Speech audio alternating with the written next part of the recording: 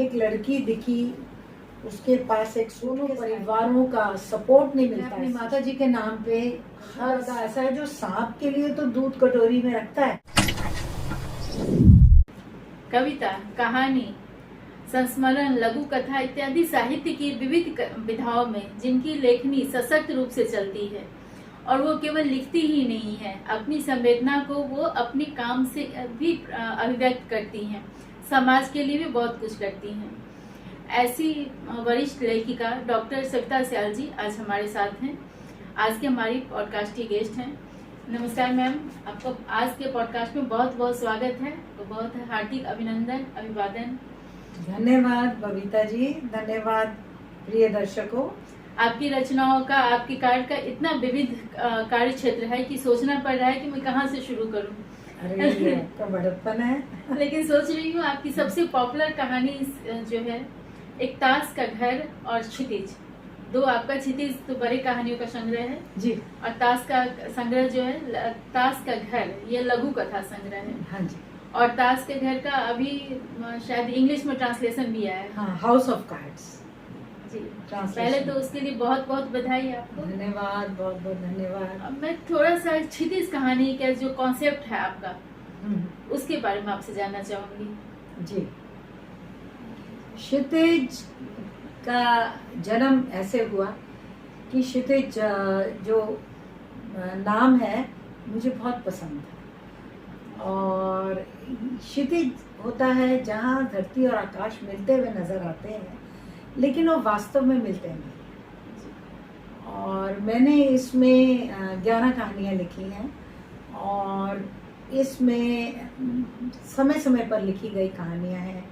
कुछ घटनाओं ने मन मस्तिष्क पे बहुत प्रभाव छोड़ा और उसके इर्द गिर्द मैं पहले मस्तिष्क में कहानी बुनती गई। देखो बबीता जी, कहानी एकदम से कागज में नहीं उतरती, पहले वे आपके दिल में उतरती है एक छोटी सी घटना के रूप में, और फिर धीरे धीरे घटना के साथ साथ आप कुछ पात्रों को जोड़ते हैं, कुछ आपकी कल्पना होती है बीच में, कुछ वास्तविकता होती है, और इस तरह से कहानी को मनोरंजक बनाने के लिए भी कुछ और तथ्य जोड़ने होते हैं। तो इस तरह से कहानियाँ बनती हैं। लेकिन मनोरंजन के साथ उसकी जो संवेदना है वो खत्म नहीं होती। बिल्कुल बिल्कुल, संवेदना तो सबसे पहले ध्यान में रखते हैं हम। जी, क्षितिज की काफी इसको दर्शकों ने सराहा था। मेरे पास है ही आपकी ये क्षितिज कहानी संग्रह। जी जी, और इसको काफी पसंद किया गया था। आपकी लघु कथा संग्रह है, उसको आधुनिक समय की जो समस्याएं हैं, विषय हैं, उसको आपने टच किया है। जी, संवेदनशीलता और आशावादिता इसका मुख्य जुभाव है माना जा रहा है। जी जी जी। तो और इसका भी इंग्लिश में भी ट्रांसलेशन हुआ है recently, house of cards. House of cards. इसके विषय में थोड़ा सा आपसे जानना चाहूंगी। जब आप लिख रही थी तो क्या आपके दिमाग में चल रहा था उस समय? देखिए, ताश का घर का जन्म भी एक घटना से हुआ। मैं एक दिन घर से बाहर निकली तो रास्ते में मुझे जीन्स टी शर्ट पहने, black jeans black T shirt पहने एक लड़की दिखी। उसके पास एक सूटकेस था, एक बैग था, और उसने मेरे से कुछ एड्रेस पूछा कि यहाँ मेरी टैक्सी वेट करे। तो मैंने कहा चलिए मैं उसी तरफ जा रही हूँ, मैं आपको बता देती हूँ कि वो कहाँ पर है एड्रेस। और फिर मैंने कहा कि आप ऑफिस जा रही हैं? कहती नहीं आंटी, और उसकी आंखों में आंसू थे और आंखें लाल थी। मैंने उसको पूछा बेटा क्या बात है, कुछ समस्या है, लगता है बहुत रोए हो और अभी भी आपकी आंखें नम हैं, क्या बात है? पहले तो उसने मुझे कुछ नहीं बताया, कहती आंटी कोई बात नहीं। फिर कुछ देर बाद उसने बताया कि मैं एक लड़के के साथ 1 साल से लिव इन रिलेशनशिप में रह रही थी, और मेरे घर में भी जब ये खबर पहुंची, वो मध्य प्रदेश से थी वो लड़की, तो वो कहती है जब घर में खबर पहुंची तो उन्होंने बोला कि कि हमें अच्छा नहीं लग रहा तुम ऐसे रह रही हो बिना शादी किए किसी लड़के के साथ। तो वो मेरे से बहुत खफा हो गए और उन्होंने मेरे से बात करनी बंद कर दी। और इधर इस लड़के ने बोला कि मैं वीज़ा के लिए अप्लाई कर रहा हूँ, तुमको भी अपने साथ फॉरेन कंट्री ले जाऊँगा, तो मुझे पैसों की ज़रूरत है। तो 2-3 दिन पहले उसने मुझसे पैसे मांगे और मैंने वीज़ा की फ़ीस के लिए पैसे दिए। उसने फिर बोला कि अभी और पैसे चाहिए, तो ऐसे उसने लगभग मेरा अकाउंट, सैलरी अकाउंट खाली करवा लिया और अब मुझे धक्के मार के घर से बाहर निकाल। अब मुझे समझ में नहीं आ रहा मैं कहाँ जाऊँ। माता पिता मेरे से नाराज़ हैं और मैं इस शहर में ज़्यादा किसी को जानती नहीं हूँ। तो अब मेरी मित्र एक मेरे को टैक्सी भेज रही है, तो अभी मैं उसके ऑफिस जा रही हूँ। उस दिन मैं सोचती रही कि ये जो युवा पीढ़ी आजकल विवाह ना करके लिव इन रिलेशनशिप में रह रही है, ये जो रिश्ता है ये कितना स्थायी है। समाज की मोहर नहीं है इस रिश्ते को, दोनों परिवारों का सपोर्ट नहीं मिलता इस रिश्ते को, अपनी मर्जी से रहते हैं और कभी भी छोटी सी बात पे ये जो है ताश के घर की तरह बिखर जाता है। और ये जो रिश्ता है जैसे लगता है ताश का घर है। तो ताश का घर तो उस समय मेरे दिमाग में नहीं आया कि शीर्षक देना है पुस्तक को, लेकिन ये लिव इन रिलेशनशिप पे मैंने उसी दिन रात को एक कहानी लिखी। फिर उसके साथ आजकल जो हो रहा है आसपास समाज में बहुत विविध विषय है, विविध विषय हैं। देखिए एक ब्रेन ड्रेन बहुत ज़्यादा विषय है आजकल। युवा पीढ़ी का आकर्षण बढ़ता जा रहा है विदेश में जाने का, विदेश में बस जाने का, और उनकी योग्यताओं का लाभ दूसरे देशों को हो रहा है, जबकि उनकी योग्यताओं का लाभ हमारे अपने भारत देश को होना चाहिए। और वो अपने देश छोड़ के अपनों से दूर वहाँ जाके रच बस रहे हैं, तो ये भी एक हमारे देश की समस्या है। और इसके अतिरिक्त ऑनर किलिंग भी है। गांव कस्बों में प्रेमी और प्रेमिका दोनों को मार दिया जाता है कि हमारी बिरादरी में नाक कट जाएगी। ये कहाँ तक न्याय संगत है। इसी तरह लिव इन रिलेशनशिप के बाद थीम पार्टी, फिर बड़ों के प्रति जो असंवेदनशीलता है। आजकल देखिए संयुक्त परिवार प्रथा बिखरती जा रही है, एकल परिवारों का चलन बढ़ रहा है। तो इस तरह, और एकल परिवारों में समस्याएं भी बहुत आ रही हैं। बच्चे दादा दादी और नाना नानी के प्यार से वंचित भी रहते हैं, और माता पिता दोनों नौकरी पेशा हैं, दोनों काम करते हैं और बच्चे को समय नहीं दे पाते। तो इस तरह की समस्याएं ही भी शहरों में होती हैं, और इस तरह की कई समस्याओं के विषय में मैंने बात की। दिखावा बढ़ रहा है और वृद्धाश्रम बढ़ते जा रहे हैं, और बच्चे विदेशों में बसे हुए हैं, सुख दुख में भी कई बार नहीं आ पाते, और अकेलापन बढ़ता जा रहा है। तो इस तरह की कई समस्याएं समाज आधुनिक समाज से संबंधित जो समस्याएं थी वो मैं कह सकती हूँ कि साहित्य समाज का दर्पण होता है। बिल्कुल। उससे आपकी जो किताबों से ये बात पता चलती है। जी। आपकी साझा संग्रह या स्वतंत्र लेखन तो इतने अधिक हैं कि मैं उस पर बात करूंगी तो शायद कई एपिसोड बन जाएंगे। तो मैं आपकी कुछ प्रमुख रचनाओं पे ही आती हूँ। ये तो हमने बात की है कहानियों की। आपकी कई किताबें जो हैं कविता संग्रह मेरे पास हैं। एक है धूल के फूल, बाल मजदूरी पर कविताएं हैं। हाँ, कविताएं नहीं है इसमें बबीता जी, ये साझा संकलन है। इसमें बाल मजदूरी से संबंधित कहानियां हैं, लेख हैं, कविताएं हैं, साक्षात्कार है एक बाल मजदूर का। तो इस तरह से ये एक संकलन निकाला। और बाल मजदूरी भी हमारे देश की एक बहुत बड़ी समस्या है। तो और एक है जो प्रकृति का श्रृंगार। ये किताब में 101 कविताएं हैं जो प्रकृति के ऊपर है। जी। तो ये से तो पता चल रहा है आपका प्रकृति प्रेम कितना है। आपके आसपास, घर के आसपास इतनी सारी ग्रीनरी है बहुत। जी। आपने खुद भी बहुत सारे लगाए हैं। हाँ जी, मैंने बहुत पेड़ पौधे लगा रखे हैं। पेड़ पौधों से मेरी अच्छी दोस्ती है। मैं सुबह उठते ही सबसे पहले अपने पौधों से मिलती हूँ। अरे वाह, हाँ, बहुत अच्छे दोस्त होते हैं। बिल्कुल, फूलों से दोस्ती है, कांटों से यारी है, ये मैं पहले भी कह चुकी हूँ। और मैं एक एक पौधे के पास जाकर थोड़ी देर खड़ी होती हूँ, उसका हाल चाल जानती हूँ।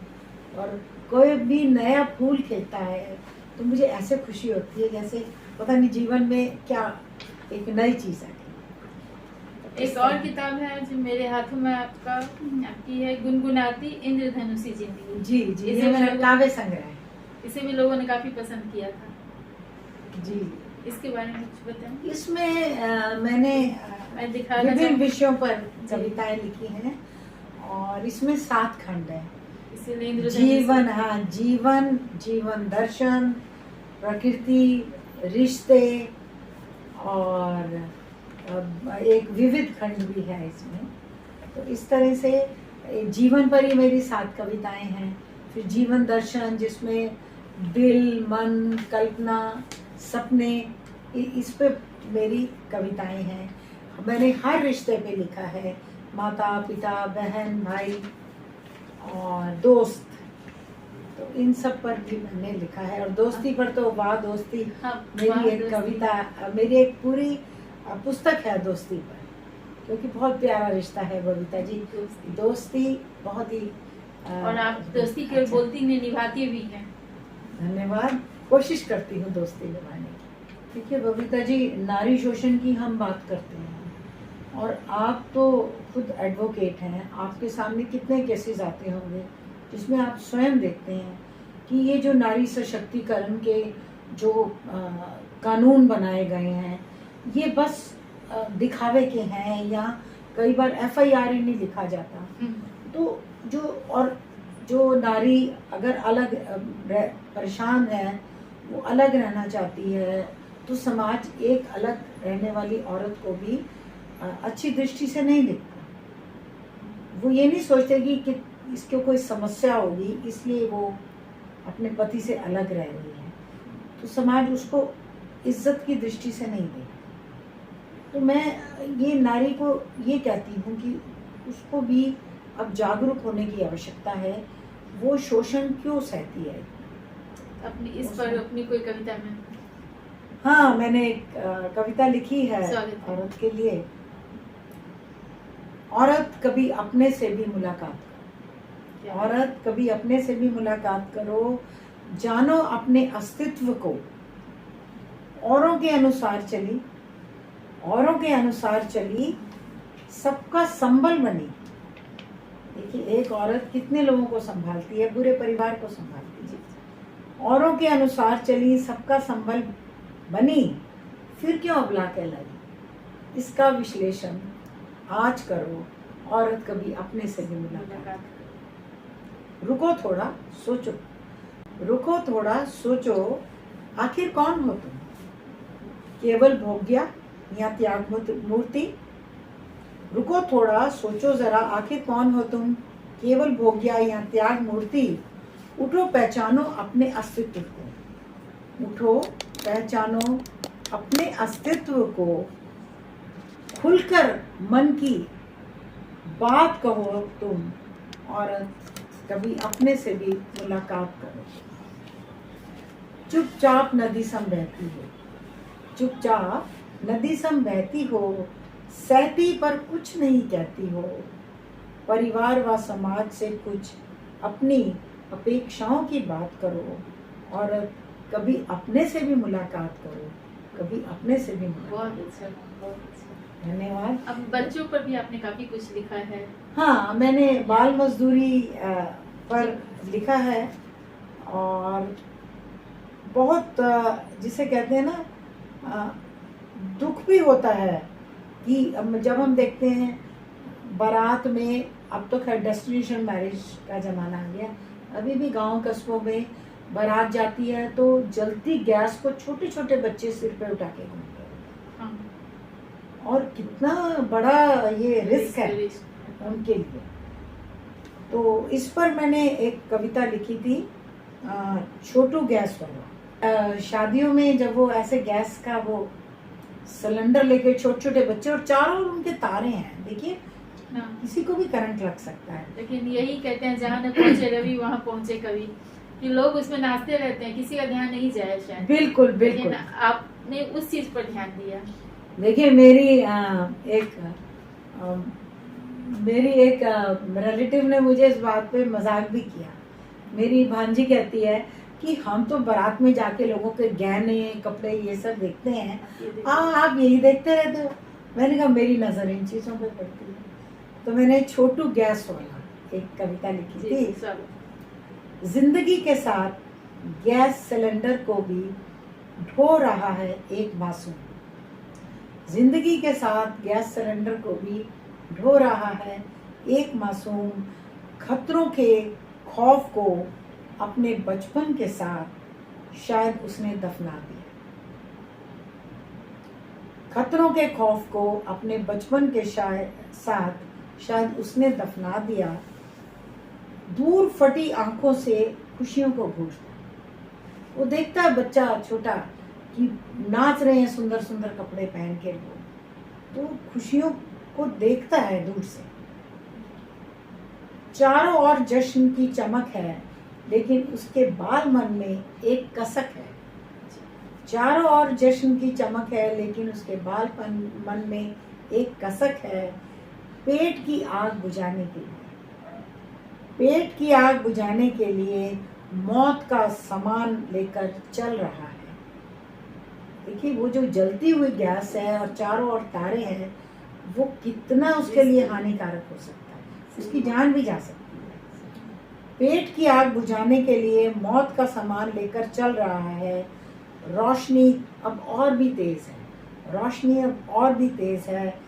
जठराग्नि और गैस दोनों जल रहे हैं। जठराग्नि पेट की आग को कहते हैं। भूख लगी हुई है बेचारे को, लेकिन अभी ऐसे तो बारात पहुंचेगी उसके बाद शायद मिले। जठराग्नि और गैस दोनों जल रहे हैं। एक तरफ उसके पेट की आग जल रही है, एक तरफ गैस जल रही है। तो इस तरह की कविताएं लिखी हैं। आपने दो एक टॉपिक और है, मेरा मन करता और भी सुनूं, प्रकृति पर भी सुनूं। दोस्ती पर आपकी जो एक संग्रह है, उसमें से एक कविता सुना दो। क्योंकि ऐसा कहा जाता है ना, जिन रिश्तों को जिनको खून के रिश्ते से बांधना भगवान भूल गया, उनको दोस्त के रूप में भेज देता है। और दोस्ती सच में बहुत ही प्यारा रिश्ता है। देखिए कई बार आपके संबंधियों से अधिक आपके दोस्त काम आते हैं। तो अगर आपके जीवन में एक अच्छा दोस्त है तो मैं कहती हूँ आप बहुत भाग्यशाली। तो दोस्त पर मैंने लिखा है, दोस्ती है सच में एक वरदान। दोस्ती है सच में एक वरदान, खून के रिश्तों से ऊपर श्रीमान। कई बार खून के रिश्तों से भी अधिक यह रिश्ता आपका काम आता है, आपका दुख में साथ निभाता है। दोस्तों का होता अनोखा प्यार, बनाता जो जिंदगी को गुलजार। सच्चा उम्मीद देता है सदा साथ। जो सच्चा दोस्त है वही आपका साथ देता है। दोस्ती की परख भी वही है। सच्चा उम्मीद देता सदा साथ, कठिन समय में न छोड़े हाथ। भटके तो देता उत्तम सीख, भटके तो देता उत्तम सीख। सच में धनवान जिसका ऐसा मिले। वो वास्तव में मैं कहती हूँ दुनिया में वो बहुत अमीर है जिसके पास अच्छा दोस्त है, सच्चा दोस्त है। भटके तो देता उत्तम सीख। देखिए ऐसा दोस्त भी होना चाहिए जो आपको गलत होने पर फटकार भी लगाए, जो कड़वा सच बोलने की हिम्मत रखे, वो चापलूसी ना करे आपकी। भटके तो देता उत्तम सीख, सच में धनवान जिसका ऐसा मीर। बिन कहे जाने तुम्हारे मन की। दोस्तों में कई बार संवाद नहीं भी होता तो भी वो मन की बात जान लेते हैं। बिन कहे जाने तुम्हारे मन की बात, सुख दुख दोनों में निभाए साथ। यानी कि सिर्फ सुख में साथ है, दुख में भी आपके साथ खड़ा रहे। दोस्तों की दिल लगी पर आता है प्यार। बहुत दोस्तों के साथ जो मौज मस्ती होती है, आपको भी पता है, आपका कॉलेज टाइम फ्रेंड्स रहे होंगे, स्कूल टाइम फ्रेंड्स रहे होंगे, वो एक अलग ही मजा आता है। दोस्तों की दिल लगी पर आता प्यार, गालियां उलाने भी लगे उपहार।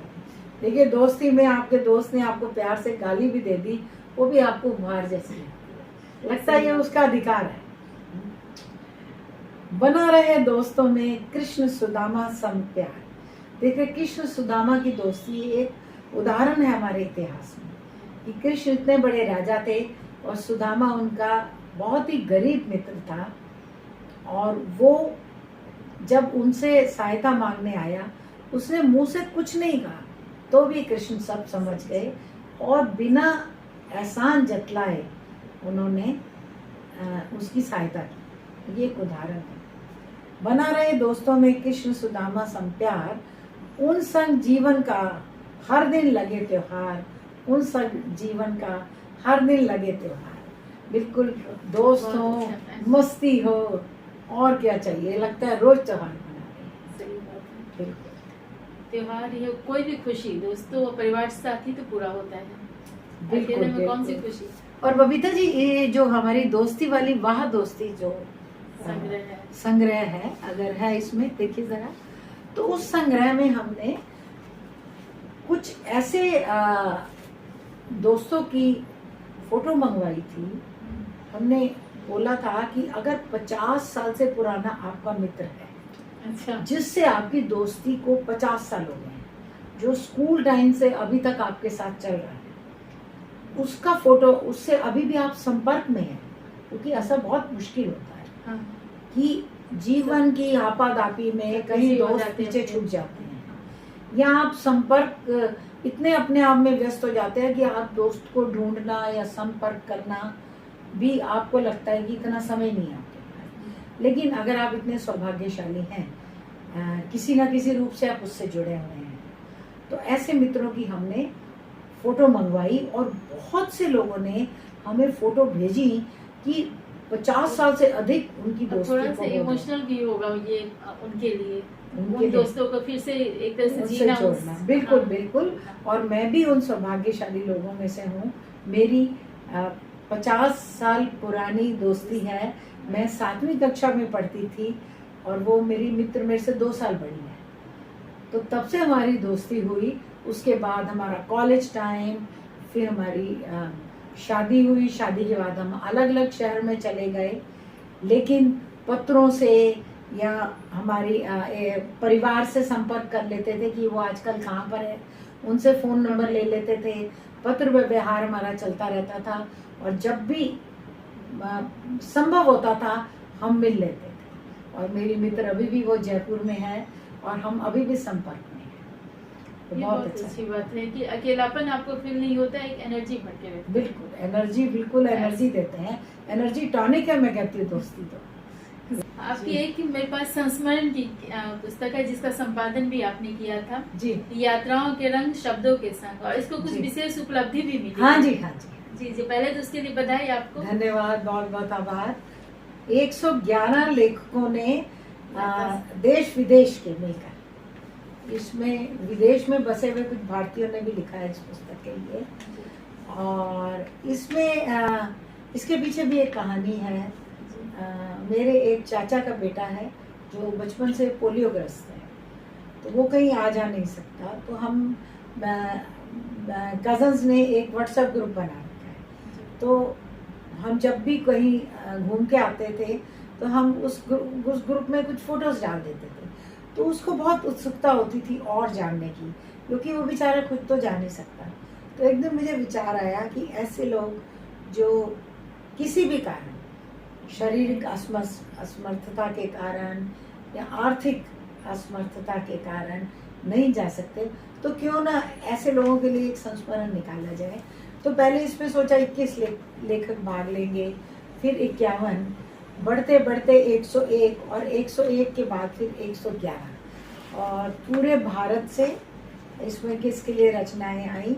और उसके बाद विदेशों से भी, ऑस्ट्रेलिया से, सिंगापुर से, अमेरिका से भी रचनाएं आई, और बहुत अच्छा ये संकलन रहा। और भारत सरकार के जो भाषा विभाग है, जो हिंदी भाषा विभाग, उन्होंने इस पुस्तक को उस सूची में शामिल किया जिसमें उन्होंने कहा है कि पुस्तकालय ये पुस्तकें खरीदें। रिकमेंड किया है पुस्तकालयों को ये पुस्तक खरीदने। बहुत बहुत बधाई। और ये मैं इसलिए मानती हूँ कि आप अच्छी लेखिका तो हैं ही, अच्छी साहित्यकार हैं, लेकिन जैसे आप कह रही हैं कि आपने उस कजिन को देख के सोचा, इससे आपकी संवेदनशील व्यक्ति तो ये भी पता चलता है कि आप तो घूम रही हैं, लेकिन दूसरे का इसको कैसे एंजॉय करे, वो खुशी दूसरे तक आनंद कैसे पहुंचाया जाए। बिल्कुल। मेरे पास 2 पत्रिकाएं हैं, आप इसकी सह संपादक हैं। हाँ जी, सांझ का दीप आपको पता है, आप तो सेलिब्रेटिंग लाइफ फाउंडेशन से जुड़ी हैं। जी जी। तो ये पत्रिका तो आप जानती हैं, आप इसकी संपादक हैं। बहुत सुंदर पत्रिका है, मेरे दिल के बहुत नज़दीक है और इसमें विविधता मिलती है और बहुत रोचक सामग्री है। सामाजिक कंसर्न होता है हाँ, इसका। सामाजिक कंसर्न भी होता है और शायद मैं तो समाज कहती हूँ हर वर्ग के पाठक के लिए इसमें सामग्री मिलती है मुझे। और सांझ का दीप, क्योंकि आपका ये वृद्धों के लिए समर्पित है आपकी संस्था विशेषकर, तो इसका नाम सांझ का दीप किया गया है। नव उद्घोष। हाँ, ये आम ब्रह्मास्मि एक संस्था है। मैं वो नव उद्घोष नाम से एक पत्रिका निकालते हैं, तो उसकी संपादक दीपशिखा श्रीवास्तव है और मैं उसका उप विशेष संपादक हूँ। जी। बधाई। अभी तक आपके साहित्य की इतनी विधाएं तो मेरे सामने ही है जिस पर हमने बात की, जी। और भी बहुत सारी विधाओं पे आप लिखती रही हैं। मैं आपसे अगर पूछूं कि आपको सबसे ज्यादा किस विधा में लिखना अच्छा लगता है? देखिए, मुझे लघु कथाएं लिखना अच्छा लगता है और लंबी ये मैं कहानियां भी मानती हूँ लिखती हूँ। सबसे इम्पोर्टेंट चीज है कि आप अपनी भावनाओं को कम शब्दों में व्यक्त कर सकें, जी। कि लघु वैसे लोग कथाएं- भी वैसे लोग भी पढ़ सके जिनको पढ़ने से बहुत ज्यादा इंटरेस्ट ना हो, हाँ, या आजकल भागदौड़ की जिंदगी में लोगों के पास टाइम भी नहीं रहता। समय भी बहुत कम है और पाठक भी कम होते जा रहे हैं। इस टाइम नव तकनीक आ गई है इस नवयुग में, जबकि लोग मोबाइल और लैपटॉप और आईपैड से जुड़े रहते हैं, स्क्रीन पर पढ़ना लोग ज़्यादा पसंद करते हैं। ऐसे में छोटी छोटी लघु कथाएं लोगों का मनोरंजन करती हैं, तो बहुत लोकप्रिय विधा होती जा रही है लघु मनोरंजन कथा। करते हुए सोचने पर विवश करती है। बिल्कुल बिल्कुल।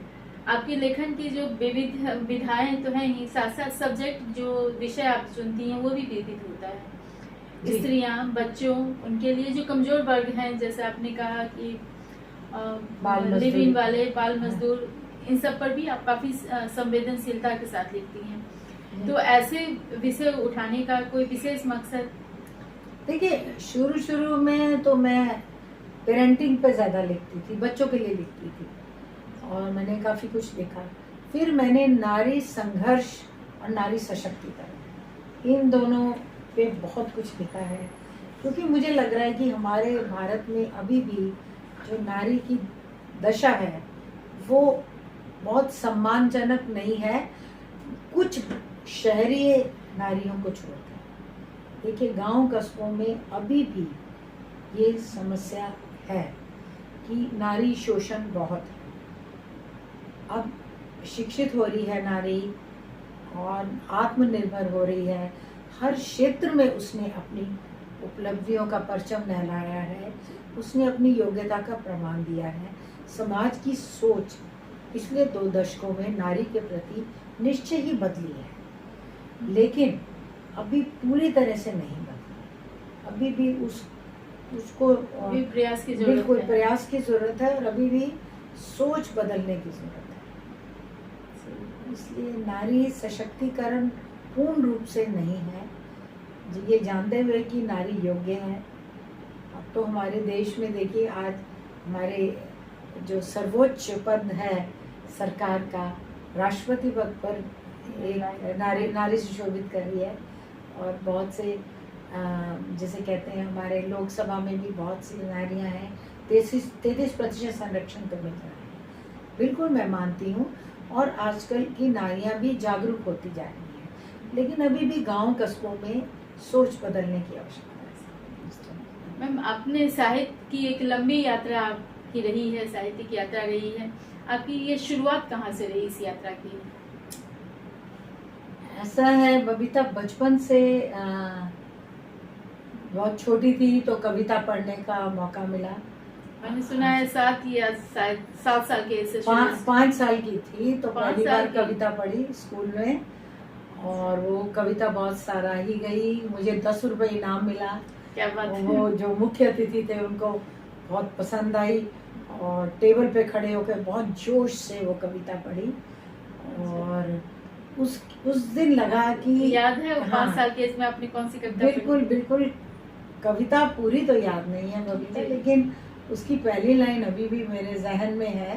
जी जी। गांधी जयंती का अवसर था, स्कूल का फंक्शन हो रहा था और कविता की पहली पंक्ति थी, इसी राष्ट्रपिता के तप से हुआ देश आज़ाद हमारा। और टीचर ने बोल के भेजा था टेबल पर चढ़ाने से पहले कि खूब जोश से बोलना। तो खूब जोश से वो बोली और सबको पसंद आई और पहली बार कविता पढ़ी, लेकिन लिखी नहीं। कविता पहली बार लिखी मैंने अपनी एक अध्यापिका की प्रेरणा से, जब मैं 7वीं कक्षा में थी। तब वो स्क्वाड लीडर राकेश शर्मा चांद पे गए थे, तो तब मैंने वो पहली बार, उन्होंने एक पंक्ति दी थी और पूरी क्लास को बोला था कि इसको आपने लिख के लाना है। पहले तो क्लास में लिखने के लिए बोला, कुछ आइडिया नहीं था, तो हम एक दूसरे की शक्ल देखते रहे। इतनी देर में बेल बज गई। तो फिर घर में आकर मैं आते ही पता नहीं क्या लगन थी, बैग नीचे रखा और मैं छत पे चली गई। कोने पे बैठ के वो कविता लिखने की कोशिश करती रही, लिखती जाऊँ, कॉपी के पन्ने फाड़ती जाऊँ। बट जब मुझे लगा बन गई है कविता, तो मैं नीचे आई। तब मैंने देर से खाना खाया और अगले दिन अध्यापिका को दिखाई, तो उनको कविता बहुत पसंद आई और मुझे शाबाशी मिली, मनोबल बढ़ा। और प्रार्थना में भी, स्कूल की प्रार्थना सभा में सबके सामने कविता सुनाई गई। और उसके बाद मैंने कभी कविता लिखी नहीं, क्योंकि किसी ने प्रेरणा नहीं दी। बट एक बीज जिसे कहते हैं ना, वो मन में जिसे कहते हैं, बस गया एक बीज। और वो समय के साथ साथ बहुत सारे वर्षों के बाद, जब सर्कमस्टांसेस थोड़े मतलब पॉजिटिव हुए, थोड़े समय मिला अपने लिए, तब दोबारा से मैं लेखन से जुड़ी। फिर आजीविका के लिए शिक्षा को अपनाया। हाँ, मैंने, मेरी बड़ी बहन भी शिक्षिका थी और मैंने भी इसी को ही आगे अपनी पढ़ाई के बाद मैंने एक कॉन्वेंट स्कूल से जॉब शुरू की। और उसके बाद बीच में ट्रांसफ़र हो गई हस्बैंड की दूसरे शहर में, तो फिर थोड़े दिन का ब्रेक लिया, लेकिन फिर मैंने अपनी शिक्षण शुरू कर दिया। लेकिन आपने फिर भी पहले रिटायरमेंट ले ली थी। हाँ, पहले मैंने अध्यापिका के रूप में काम किया कुछ स्कूलों में, पारिवारिक दायित्व। हाँ, फिर प्रधानाचार्य के रूप में भी काम किया। उसके बाद कानपुर में हम रहे, वहाँ मैं वाइस प्रिंसिपल रही कुछ वर्षों तक। फिर गुड़गांव में आकर भी एज प्रिंसिपल ज्वाइन किया, लेकिन फिर पारिवारिक परिस्थितियाँ ऐसी हो गई, हस्बैंड की ट्रांसफ़र दूसरे शहर में हो गई, बिटिया के स्कूल के कारण मुझे यहाँ रहना पड़ा। और फिर काफ़ी मुश्किल हो गया, बेटी का बोर्ड एग्ज़ाम, और उस पर इतना ध्यान नहीं दे पाती थी। और फिर घर मैनेज करना अकेले, और वो सब काफ़ी मुश्किल समय रहा। शायद अधिकांश महिलाओं के साथ ये प्रॉब्लम होती है। हाँ, फिर सोचा हमने कि चलिए हम अपना लेखन तो है ही, तो मैंने फिर जल्दी रिटायरमेंट ले ली। शिक्षा से आपने एक जॉब से रिटायरमेंट लिया, लेकिन शिक्षा से जुड़ी नहीं है। जी। समाज सेवा करती रही, शिक्षा को आपने समाज सेवा का माध्यम बनाया जी। आप गरीब बच्चों को ऐसे भी पढ़ाती रही हैं। हाँ जी। और मैंने सुना है कि ये आपने जो समाज सेवा का संस्कार है वो आपके परिवार से आया है। आपकी माँ भी सोशल वर्कर थी। हाँ जी। थोड़ा बताएंगे कुछ इस बारे में। जब मैंने होश संभाला तो मेरी माताजी मॉडल टाउन आर्य समाज स्त्री समाज जो थी, आर्य समाज मंदिर की, वो तब सेक्रेटरी थी। और मेरे पिताजी पुरुष समाज जो थी आर्य समाज मंदिर में, जो पुरुष समाज था, जो पुरुषों वाला जो वर्ग था, वो उसमें वो वहाँ पर प्रेसिडेंट थे। दोनों समाज सेवा से जुड़े हुए थे और वो आर्य समाज मंदिर जाते थे और भी गरीबों की सहायता करते थे। नाम क्या था? मेरी माताजी का नाम श्रीमती वेंडा देव था और पिताजी का नाम श्री ओम प्रकाश देव था। और पिताजी शुरू से ही समाज सेवा में आगे रहते थे और उन्होंने रिटायरमेंट के बाद ये मुफ्त होम्योपैथिक दवाइयाँ बांटनी शुरू की। रिटायर होने से पहले उन्होंने छुट्टी लेकर होम्योपैथिक डॉक्टर का कोर्स किया। उसके बाद वो मंदिर में नियमित रूप से जाकर मरीजों को देखते थे निशुल्क। मतलब ये सीखने का समाज सेवा के तरह जी के जी, साथ अभी साथ से हुआ। वो उसका भी संस्कार है आप में। जी जी। और जब चाइना की वार हुई तो मुझे याद है मेरी मम्मी ने घर घर जाके सैनिकों के लिए गर्म कपड़े इकट्ठे किए थे, और एक मुझे याद है हरे रंग का ट्रक आके हमारे पार्क के पास खड़ा हुआ करता था, और घर से राशन लोगों के घर से इकट्ठा करना और गर्म कपड़े इकट्ठा करके सैनिकों के लिए सीमा पर भेजना। तो ये मैंने अपनी माँ को ये समाज सेवा करते हुए देखा। आपकी फिल्म में साहित्य की यात्रा की तरफ आती हूँ। जी। आपने रेडियो में एक साहित्य सागर नाम साहित्य सागर के नाम से बिल्कुल लेखकों और कवियों से जुड़ा साक्षात्कार। हाँ, साहित्य सागर के नाम से हमने कार्यक्रम शुरू किया। ये मानव रचना रेडियो स्टेशन था, कम्युनिटी रेडियो, मानव रचना यूनिवर्सिटी फरीदाबाद में।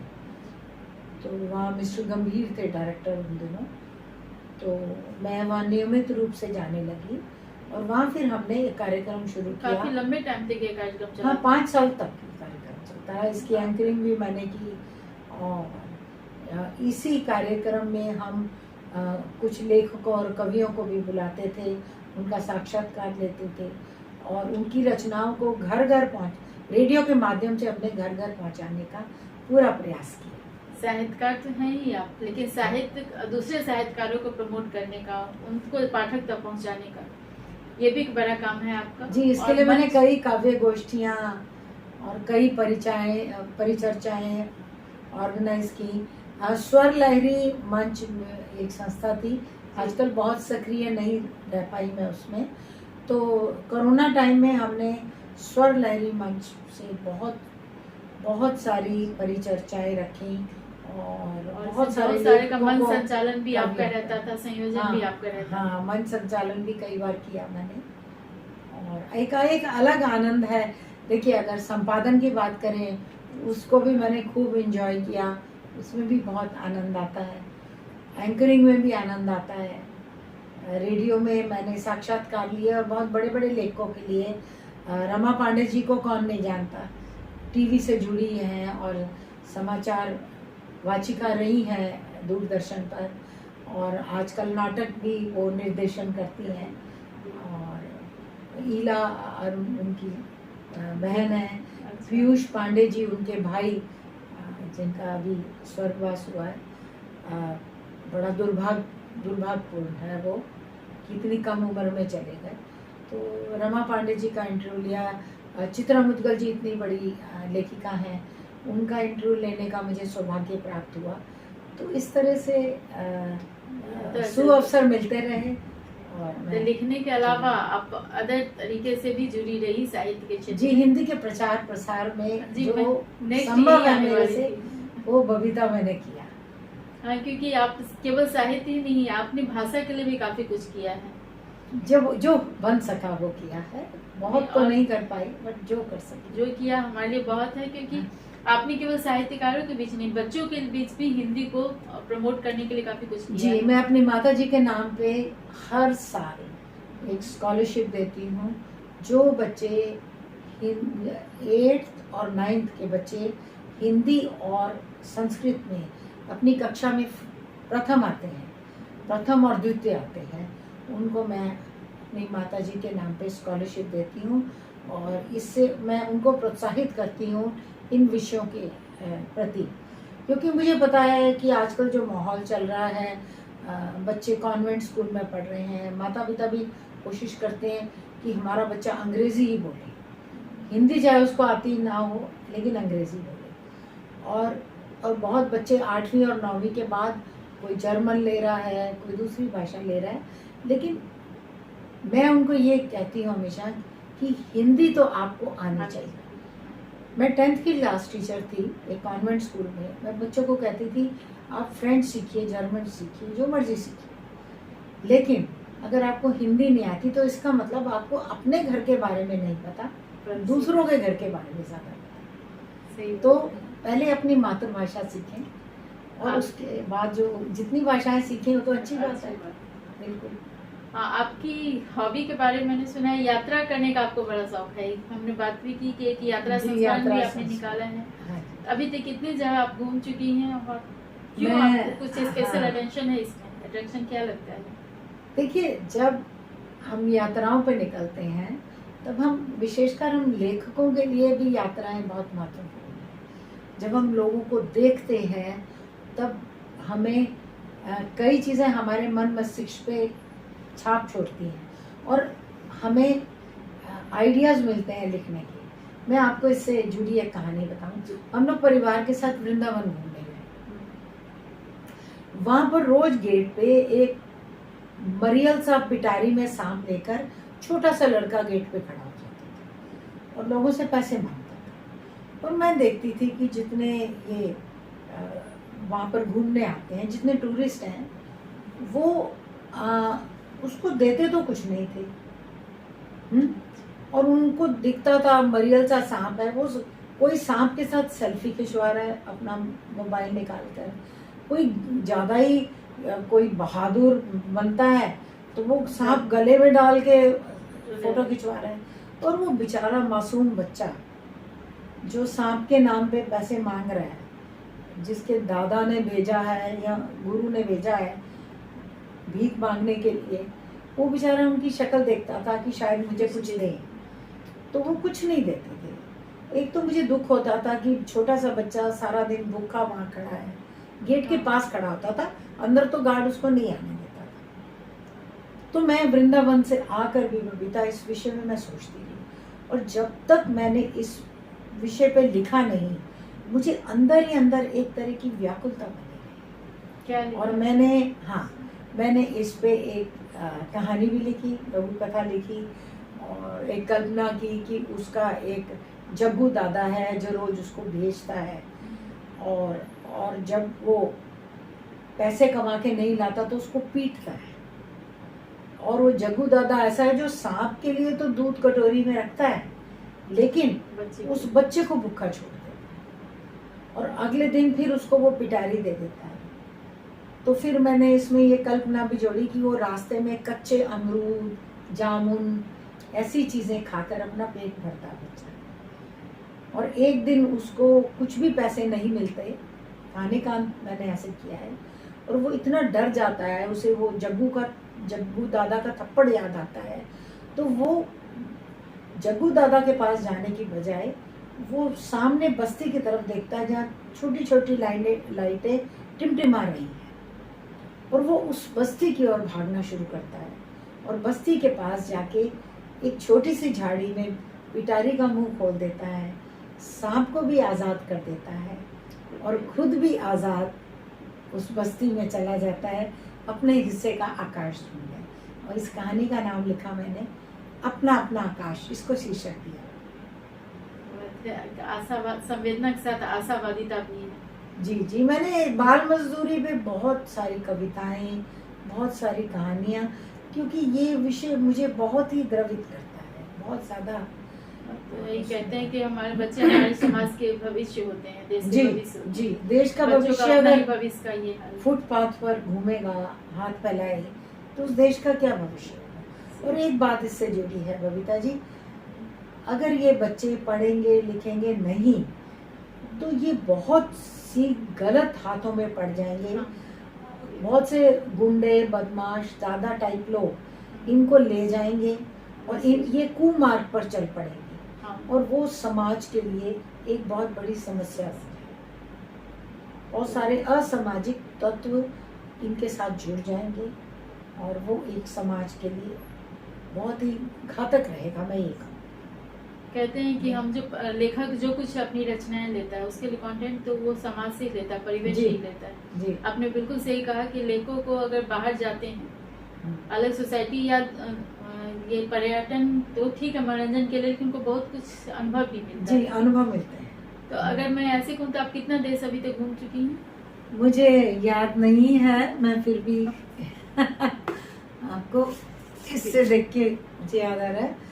मैं अभी तक अमेरिका तो 1 साल रहे। मेरे जो मेरे हस्बैंड हैं उनको एक असाइनमेंट मिली थी, तब अमेरिका जाने का मौका मिला और 1 साल हम वहीं रहे। बहुत अच्छा वो हमारा अनुभव रहा। लेकिन उन दिनों मैं पढ़ाई कर रही थी साथ साथ, तो मैंने ज़्यादा लेखन पे ध्यान नहीं दे पाई, क्योंकि मैं आगे अपनी पढ़ाई कर रही थी। वो मैं पत्रकारिता से कोर्स कर रही थी, तो वहाँ पढ़ाई में अपनी busy पत्रकारिता के बारे में मुझे पता नहीं था, लेकिन एक बात बताइए कि कुछ देर पता चला आपने विद्या वाचस्पति की भी डिग्री ली है। जी हाँ, मुझे विद्या वाचस्पति तो की भी आपका डिग्री मिली है। क्वालिफिकेशन तो काफी लग रहा है, हायर एजुकेशन है आपका, ये तो मुझे पता था, लेकिन टोटल मिलाकर कुछ बता सकते हैं कितने होंगे आपके पास डिग्री पोस्ट ग्रेजुएट लेवल के? देखिए, मैंने एमए किया है, एमए एमएड किया है, और उसके बाद विद्या वाचस्पति की उपाधि मिली, और संस्कृति के सारथी संस्था ने मुझे हिंदी रत्न सम्मान दिया, और शोभा कुकुल सम्मान से भी मुझे नवाजा गया। जी, मैं वही पे आ रही थी कि आपको सम्मान भी और पुरस्कार भी बहुत सारे मिले हैं। जी, लेकिन मेरी विदेश यात्राओं में अमेरिका के अतिरिक्त Canada, Paris, Switzerland, Germany, Dubai, Nepal, Singapore, और कहाँ गए थे हम? हाँ, बस ऐसी। और भी कुछ होगा और याद नहीं आ रहा अभी, तो बहुत सारी। आपको मैं सम्मान की बात करूं तो मुझे हाल में ही पता चला है कि आपको हाल में एक मीडिया हाउस है, ट्रू मीडिया, जी जी, इसने आपके इस पर एक केंद्रित एक विशेषांक निकाला जी, है। मेरे को विशेषांक, इसके लिए सबसे पहले आपको बहुत बहुत बधाई। धन्यवाद। ये आपके उन सम्मान के अलावा है, क्योंकि मेरे पास शिक्षा गौरव सम्मान, प्रेम प्रकृति लघु कथा सम्मान, विक्रमशिला विद्यापीठ द्वारा विद्या वाचस्पति की उपाधि है, हिंदी रत्न सम्मान, जैसे बहुत सारे पुरस्कारों की मेरे पास सूची है। इसमें से बहुत सारा रह भी गया होगा जो मिला है। नहीं, देखिए, मैं ये जो सम्मान है, इसके लिए मुझे बहुत ज्यादा वो नहीं रहता कि मुझे सम्मान मिल गए, प्रभु कृपा, माँ सरस्वती की कृपा, नहीं मिले तो कोई बात नहीं, मुझे उसके लिए कोई बहुत ज्यादा वो नहीं रहता कि ऐसी कोई भूख नहीं है कि सम्मान मिलना चाहिए। और मैं तो अपने आप को इतना योग्य नहीं मानती अभी कि मुझे बहुत सारे सम्मान मिले या कुछ। मुझे लगता है मैं भी सीख रही हूँ बबीता जी, मैं तो अभी भी स्टूडेंट ही हूँ। यही बड़ी बात है कि कहते हैं कि सम्मान कमाया जाता है, इसके आप योग्य हैं तो आपको मांगने की जरूरत नहीं है, ऑटोमेटिक मिल जाएगा। क्योंकि इसके बारे में मुझे ये पता चला कि ट्रू मीडिया वालों ने ही आपको कांटेक्ट करके कहा कि वो आप पे निकालना चाहते हैं। हाँ जी, उन्होंने बोला हम एक विशेषांक आप पर निकालना चाहते हैं। मुझे इनके संपादक महोदय का फोन आया एक दिन, तो फिर उन्होंने आकर बात की, तो मैंने उनके सुझाव को माना, और ये मेरी एक विशेषांक बना। और मुझे खुशी है कि मेरे मित्रों को मेरी साहित्यिक यात्रा के विषय में इससे पता लगा। और मित्रों को तो आपके ऐसे भी आपकी इतनी सारी किताबें हैं, साझा और व्यक्तिगत संकलन, इतनी स्वतंत्र लेखन जो आप अनवरत करती रहती हैं, अलग अलग साहित्यिक गतिविधियां जो आपकी चलती रहती है। एक आपका मैंने अस्मी पर एक समीक्षा का भी आपने संपादन किया था। हाँ जी, संपादन भी आपने पुस्तक है बबीता जी, अस्मी समीक्षात्मक अवलोकन। ऐसा है, मेरी एक मित्र है, मेरी गुरु भी हैं, साहित्यिक गुरु कमल कपूर जी। उन्होंने अस्मी उपन्यास लिखा जो घरेलू हिंसा पे है। मौखिक घरेलू हिंसा, देखिए घरेलू हिंसा भी 2 तरह की होती है, एक शारीरिक, एक मौखिक। तो उन्होंने दोनों तरह की हिंसा को लिया। अगर मौखिक तरीके से अगर आप किसी को गाली गलौज करते हैं तो वो मौखिक हिंसा मानी जाएगी, हाथ उठाते हैं वो शारीरिक हिंसा है। तो ये उपन्यास बहुत ही सराहा गया, और इस उपन्यास पर देश के जाने माने साहित्यकारों ने समीक्षा लिखी, और बहुत सारी समीक्षाएं आई। तो तब मुझे मेरी साहित्य गुरु कमल कपूर दीदी ने बोला कि इसकी एक पुस्तक बनाएं, और उसका संपादन मेरे को उन्होंने निर्देश दिया, और मैंने उसको सर आंखों पे लिया, और ये भी एक बहुत अच्छा अनुभव रहा। आपके संपादन का, अच्छा, मैंने अभी देखा आपकी माता पिता का फोटो, मैं जरूर चित्र है जी। हाँ, मैं जरूर अपने दर्शकों को दिखाऊंगी इनका फोटो, क्योंकि ऐसे दिखाने पे बहुत क्लियर नहीं आएगा। आप मेरे पास आपके संपादन की मेरी आत्मकथा चंद प्रभा का। हाँ, ये मेरी बड़ी बहन है, गुजरात में रहती हैं। तो एक दिन मैंने इनको बोला, अब आप रिटायर हो गए हैं तो आप अपनी आत्मकथा लिखिए। तो बस ये बात कहकर मैं भी भूल गई, वो भी भूल गई। फिर 5 साल बाद उनकी भी कुछ परिस्थितियां विपरीत रहीं। हमारे जीजा जी अस्वस्थ रहे, काफ़ी समय व्हील चेयर पे बिताया उन्होंने।